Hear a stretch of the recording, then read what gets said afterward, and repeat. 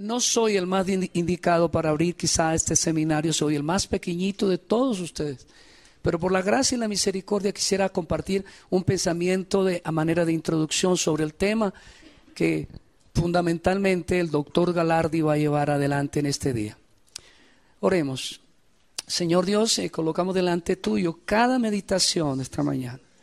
Solo por los méritos de Cristo, solo por su gracia estamos en este lugar, y en tu divina providencia eres tú y no el hombre el que ha traído este grupo precioso de hombres que sirven en tu iglesia.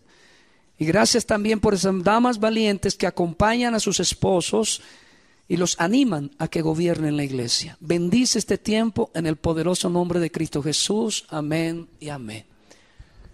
Este pequeño pensamiento lo he titulado De regreso a la Biblia.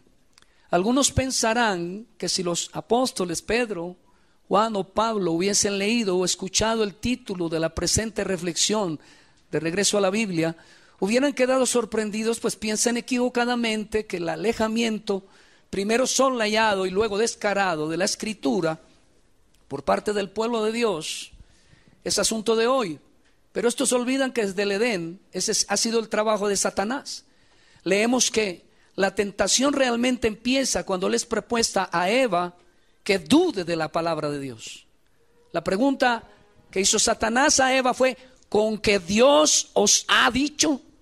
Así que desde los mismos albores de la creación, el primer ataque claro de Satanás al reino de Dios, a su pueblo, fue poner en duda la palabra de Dios, diluirla y colocarla a un lado, que fue exactamente lo que hizo Eva cuando, recibiendo esa información diabólica, aceptó poner de lado la palabra de Dios. Para entonces la palabra de Dios no se había escrito en un libro que hoy conocemos como la Biblia, pero tanto el origen de la creación como el mandamiento eran nada menos que las palabras de Dios, las que siglos más tarde Moisés escribiría fielmente en el Génesis como parte de la revelación especial divina en el Pentateuco.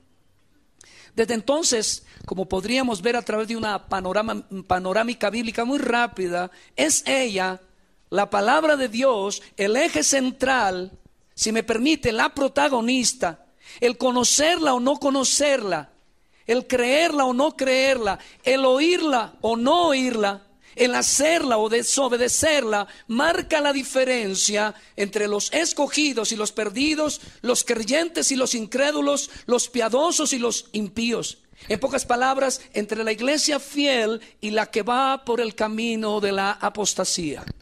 Durante el periodo de los patriarcas, los hombres de fe fueron reconocidos porque oyeron y guardaron en su corazón y pusieron en acción la palabra de Dios. De la misma manera sucedió durante el periodo llamado de la ley de Moisés. Deuteronomio 28 anuncia cual trompeta las bendiciones por la obediencia y las maldiciones por la desobediencia a la palabra de Dios. Uno de los periodos de mayor apostasía en tiempos de reyes fue durante el reinado del rey Acab y su séquito de falsos profetas, quienes, enfrentando al Dios de Elías, incluso se sajaban el cuerpo con la loca pretensión de que sus falsos dioses enviarían fuego. Luego de ingentes esfuerzos, Elías ordena el altar del holocausto tal como la palabra de Dios lo había ordenado y lo había indicado, y orando ferventemente ve la gloriosa respuesta. Dios estaba honrando su palabra dada al profeta. Podríamos resumir el mensaje de los profetas en la voz del más representativo de ellos, llamado el quinto evangelista. Mire lo que dice en Isaías capítulo 8, verso 20. Me gustaría que lo leyéramos, si no les molesta, al unísono. Ahora, a la ley y al testimonio, si no digieren conforme a esto, es porque no les ha amanecido. Voy a repetirlo. A la ley y al testimonio, y si no dijeren conforme a esto, es porque no les ha amanecido. Está en un contexto, sé que es posible que hayan visto el contexto, está en el contexto donde el profeta está combinando a los agoreros, a los adivinos, a los hechiceros, a los falsos maestros, a los falsos mensajeros. Y es allí donde surge este versículo. Y creo que es muy contemporáneo, porque la iglesia contemporánea no es diferente a aquellos tiempos. Se mueve en el ambiente de agoreros, sortilegos y hechiceros del púlpito evangélico, mercachifle del evangelio, o como yo le he titulado en uno de mis blogs, mercaderes en el templo, que negocian con la palabra de Dios. Es decir, que la evidencia de una nueva vida en Cristo, la llegada de la aurora, según este pasaje, al corazón del pecador, alcanzado por la gracia, tiene como marca inalienable su confianza y conformación de todo lo suyo a las benditas escrituras, al modelo bíblico. A eso todavía le llaman reforma. Permítame citar a L.J. Thompson. Dice, cuando un cristiano tiene fe, entiende por esa pequeña palabra algo muy simple. La fe es sencillamente una confianza total en la palabra de Dios como verdad. Cuando el hombre confía en esa palabra, tiene fe. No recibe esa palabra como verdad, se le considera impío. Es decir, no es uno de los fieles. Confiar en la palabra es tal como lo entendió Esdras, quien dispuso su corazón para leerla, oírla, guardarla y enseñarla. Pero leamos por favor la asombrosa declaración que en cierta ocasión hace el mismo Señor y Salvador nuestro. Lucas 11, 27, 28. ¿Quiere usted leerlo conmigo? Mientras él decía estas cosas, una mujer de entre la multitud levantó la voz y le dijo: bienaventurado el vientre que te trajo y los senos que mamaste. Y él le dijo: antes bienaventurados los que oyen la palabra de Dios y la guardan. Estamos frente a un momento crucial en nuestro país. Por primera vez en los 20 y tantos años que llevo en mi país de conocer a Cristo, en los casi 20 años de predicar el evangelio, Dios está despertando el corazón de no pocos hoy en día, hombres de Dios, a regresar a la Escritura, donde nunca deberían haberse separado. La Biblia es el centro de la fe cristiana.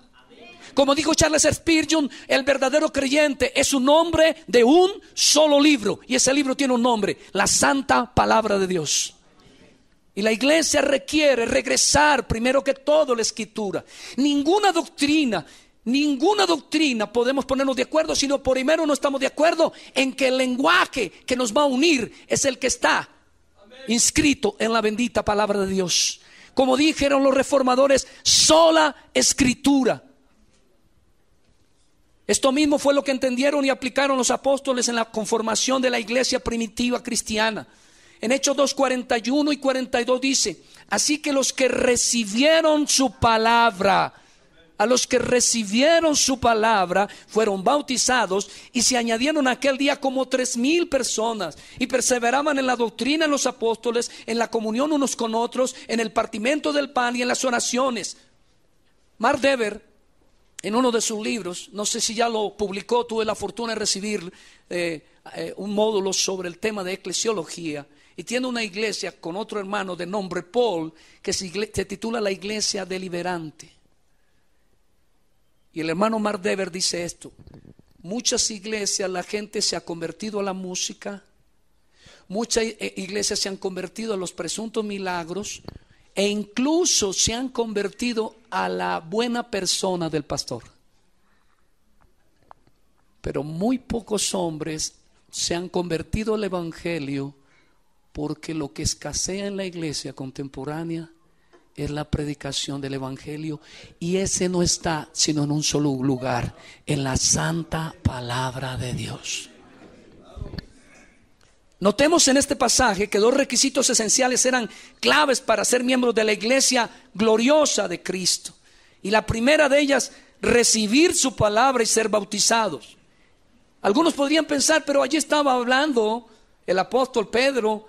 Pero si conectamos el capítulo 2 en completo, notaremos que lo que realmente estaba haciendo Pedro, si bien estaba inspirado, era exponiendo la Santa Escritura, pues invocó a Joel en su primer sermón en la iglesia primitiva. Así que, hermanos, debemos regresar y entender que para ser miembro de la comunidad, lo primero que debiera ser necesario era que conocieran el evangelio, y que todo verdadero creyente, como dice la Escritura, reconociera esta y no otra, no al pastor, no a la denominación, ni siquiera, y nosotros somos confesionales, ni siquiera la confesión, sino la palabra como la única soberana autoridad sobre la iglesia y también sobre nosotros los pastores.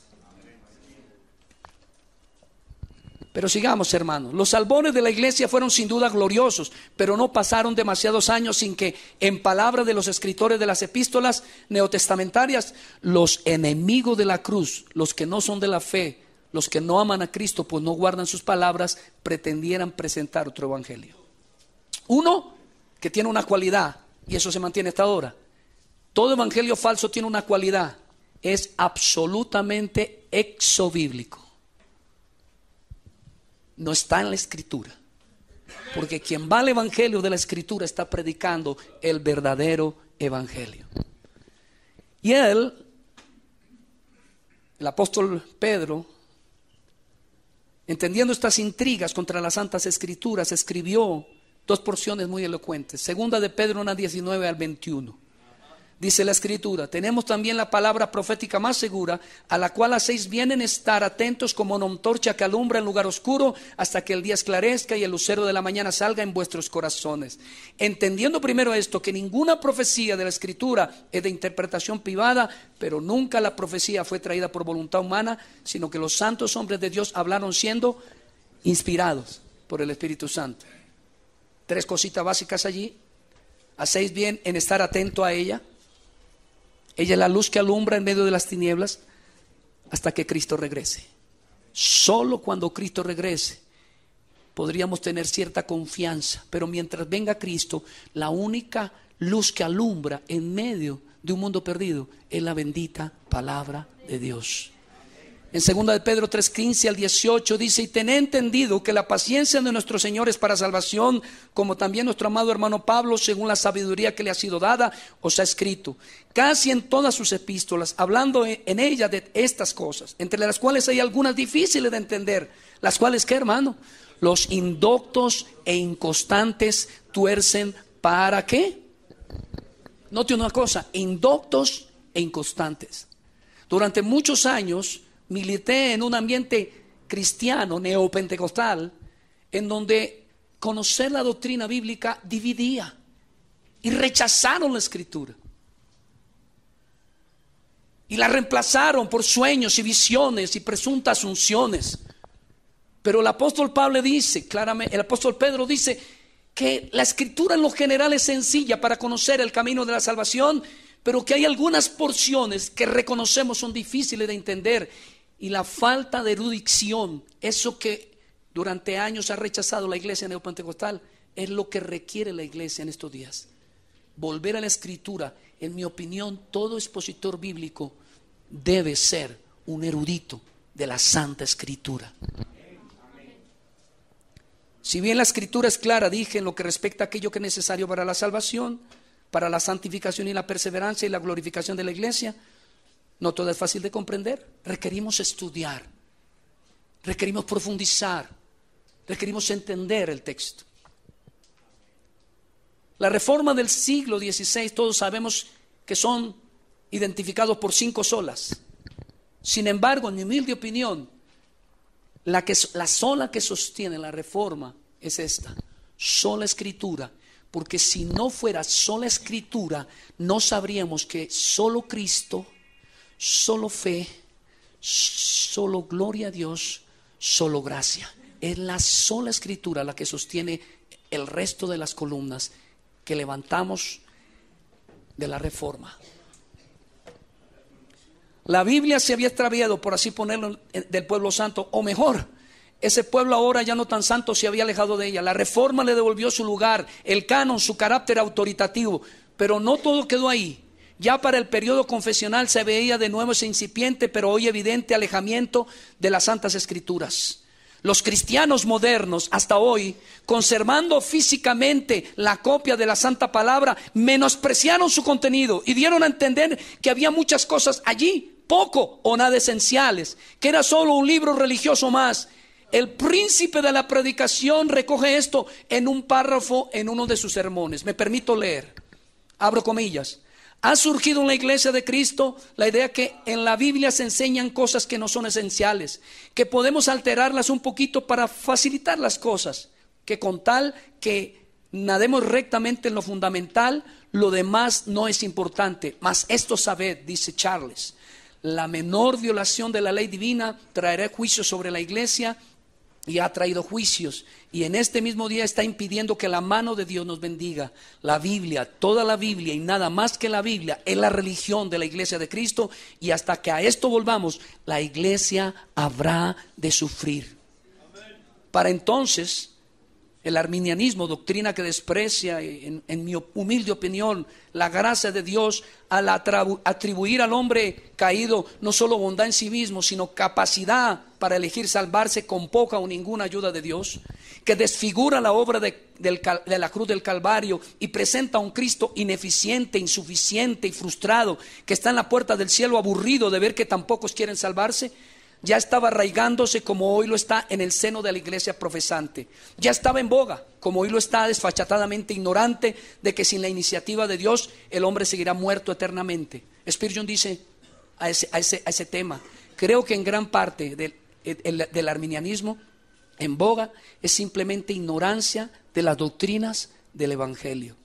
Es decir, ignorancia de lo que la Biblia dice. Muchos líderes de la iglesia cristiana evangélica en mi país, hermanos, una gran mayoría nunca han leído la Biblia completa, ni siquiera una sola vez. Tenemos en nuestra humilde comunidad un curso que se llama Avance Bíblico, y en no pocas ocasiones han llegado líderes de otra iglesia a quedarse con nosotros y rehuyen por un tiempo. Yo he predicado, yo he pastoreado, y cuando lo ponemos en el avance bíblico, que no es más que un recorrido sencillo sobre la Biblia, descubren que no conocen la Biblia. Ahora yo tengo una pregunta. Yo escribí un libro que se titula ¿Por qué no puedo ver? Y en ese libro, en uno de los capítulos, le hago una pregunta al lector. Si usted tuviera un problema cerebral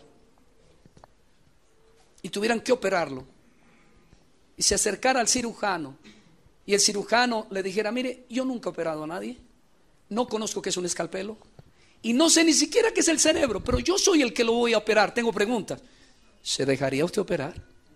Déjeme decirle, muchos de nosotros nos sujetamos a este tipo de cirujanos espirituales que no conocen el escalpelo con el cual se ahonda en lo profundo del corazón y la conciencia de los hombres, para que, entendiendo su condición pecadora, corran al arrepentimiento.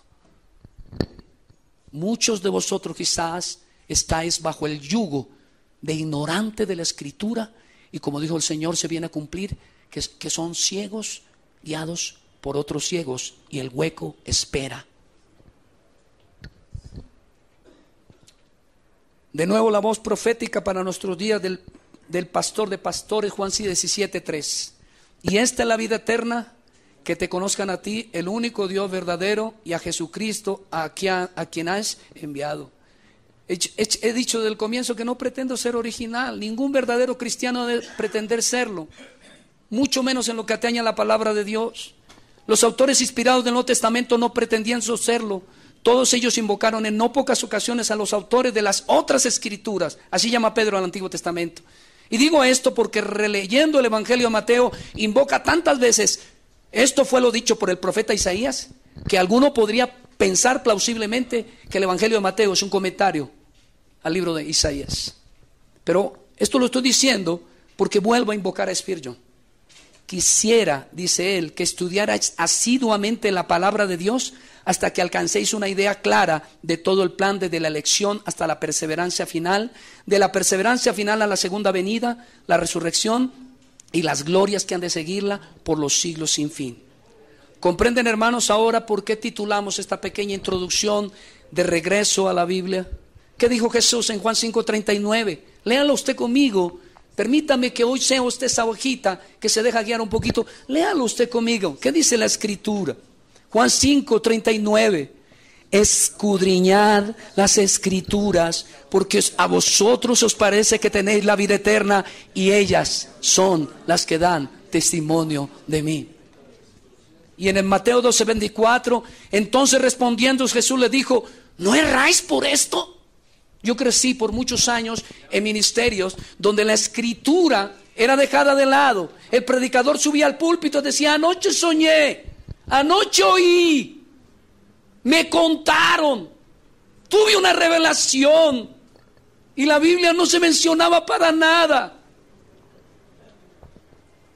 Dios está haciendo algo glorioso. He escrito un blog donde digo que en mi país están sonando tambores de reforma. El Espíritu está soplando tambores de reforma. Y ya no son pocos los ministerios que, cansados de las mentiras, están queriendo volver a la santa y bendita Escritura, única fuente segura, luz a nuestros pies y lumbrera a nuestro camino. Permítame continuar no siendo original, no lo pretendo ser. Con todo respeto, siempre he creído que un pastor que pretende ser original está menospreciando que la rueda ya fue construida. Escuché una vez en una invitación que me hicieron, en un ambiente pentecostal, en un famoso congreso de profetas y apóstoles que están de moda, y uno de ellos decía que había que quitar de en medio a Lutero y Calvino. Y yo tengo una pregunta. Vamos a inventar de nuevo la rueda. La Biblia es el canon con el que filtramos todos. Y Dios nos ha dejado a lo largo de la historia un legado de hombres piadosos que han dedicado su vida y han muerto por ello para comprender la Escritura, facilitadores de la comprensión de la Escritura. Dije que no quería ser original, voy a terminar. Estuve reflexionando sobre una enseñanza del pastor John Piper, no sé si todos lo conocen. Es un pastor bautista en los Estados Unidos, con una iglesia muy especial para mí, su ministerio, su teología, muy bíblico. Y en uno de sus sermones, hablando de la Biblia, hizo 5 preguntas, y con eso voy a terminar. La primera pregunta que hizo es: ¿qué pasaría si la Biblia no existiera? Y yo le digo, y estoy en común acuerdo en mucho lo que voy a decir con el hermano Piper: no habría un conocimiento salvador acerca de Dios. La Biblia dice que los cielos cuentan la gloria de Dios, pero el conocer los cielos, el ver la gloria de los cielos, no es suficiente para nuestra salvación. Como dice Pablo, donde va la palabra, escúchame bien, hermanos, porque esto fue lo que me motivó a salir del ambiente de falsos maestros y falsos profetas en los que yo me movía. Escúcheme bien, esto fue lo que yo entendí: donde va la palabra de Dios, va el Espíritu Santo. Donde no va la palabra de Dios, tenemos derecho a dudar de que lo que se esté moviendo sea el bendito Espíritu de Dios. Donde la Biblia se abre, el Espíritu Santo revela a Cristo. Donde la Biblia no se abre, se le está negando la posibilidad de salvación a los pecadores. Donde no se expone este libro, no hay iluminación, no hay reconocimiento del Salvador, solo hay tinieblas, filosofía barata, bagatelas y perversión.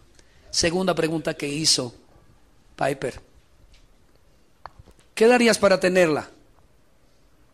Si le dieran $500,000 o $500 millones para que la dejara de leer un año, ¿usted lo aceptaría? Déjame decirle que hay hombres que saben que no están predicando la Biblia. Por internet, nuestros blogs, nuestros libros, eruditos envían una y otra vez comunicaciones diciéndole a estos falsos profetas: regresad a la Biblia. Pero ellos ya han vendido sus almas, son comerciantes, como dice la palabra de Pablo a Timoteo. Sus almas están llenas de codicia, porque eso es lo que motiva a los falsos maestros y a los falsos profetas. Y aunque saben que están mintiendo, no van a volver atrás. Y dice en otro lugar la Escritura: su fin ya está anticipado, perdición, tinieblas oscuras. La pregunta fue: ¿cuánto darías por tenerla? La respuesta que me ha permitido escribir: millares de hombres y mujeres piadosos han dado la vida a lo largo de la historia de la iglesia para que la tengamos. Y le voy a decir algo: y aún ese precio es insuficiente para tenerla. Solo hay un costo por el cual hoy graciosamente usted tiene una copia de la Biblia en su mano: la preciosa sangre de Cristo. Tercera pregunta: ¿qué es lo que hace posible? ¿Qué es lo que hace posible este libro? Es decir, ¿a dónde conduce? ¿Qué facilita? ¿Qué hace posible el libro de la Biblia? Una gloriosa relación con Dios viviente, eterna comunión con Dios y todas las bendiciones que de ello emanan. No hay una genuina, segura, íntima comunión con Dios sin este libro presente. No solo cuando lo tengo abierto, sino los cientos de versículos que tengo grabados en la tabla de mi corazón. Cuarta pregunta: ¿cómo has sobrevivido a la oposición y a la crítica, a los detractores? Dijo Piper: todos los martillos que han golpeado contra ella se han desmoronado. La Biblia no ha cedido, es la palabra eterna de Dios. Todo lo demás se va, pero ella permanece, es la única confiable. Y quinta y última pregunta: ¿cuánto esfuerzo se le debería dar para preservarla y difundirla? ¿Cuánto deberíamos esforzarnos para que este libro llegue a las manos de todo el mundo? La respuesta es más. Porque cada vez que preguntamos qué hemos hecho para que eso suceda, tenemos que descubrir que nos hemos quedado cortos. La respuesta es más. Más oración, más tiempo, más dinero. Ningún esfuerzo es suficiente. Por último, recuerda este elemental principio expresado por Pablo en su carta a los Romanos, en Romanos 10:17. Nunca lo olvide, hermano. Escúchame antes de terminar. La fe no viene por la imposición de manos de pseudoprofetas. La fe no viene por cursitos de amalgamiento del alma, psicología barata. La fe no viene por ayunos y oraciones. La fe no viene por ningún medio, y solo hay uno por el cual llega. Así que la fe es por el oír, y el oír por la palabra de Dios. Si hemos de ser iglesia de fe, si hemos de ser iglesias avivadas, porque eso es lo que pidió Jesús. Él se hizo una pregunta cuando habló de la parábola de la viuda y del juez injusto: ¿será que cuando vuelva el Hijo del Hombre hallará fe en la tierra? Y no hay duda que hacía una referencia a la sustracción de la palabra en el contexto de la iglesia contemporánea. Si hemos de ser iglesia de fe, si hemos de ser iglesias avivadas, hemos de predicar con denuedo, sin descanso, a tiempo y fuera de tiempo, la bendita palabra de Dios. Gracias, hermanos, por soportar a este hombre. Dios les bendiga.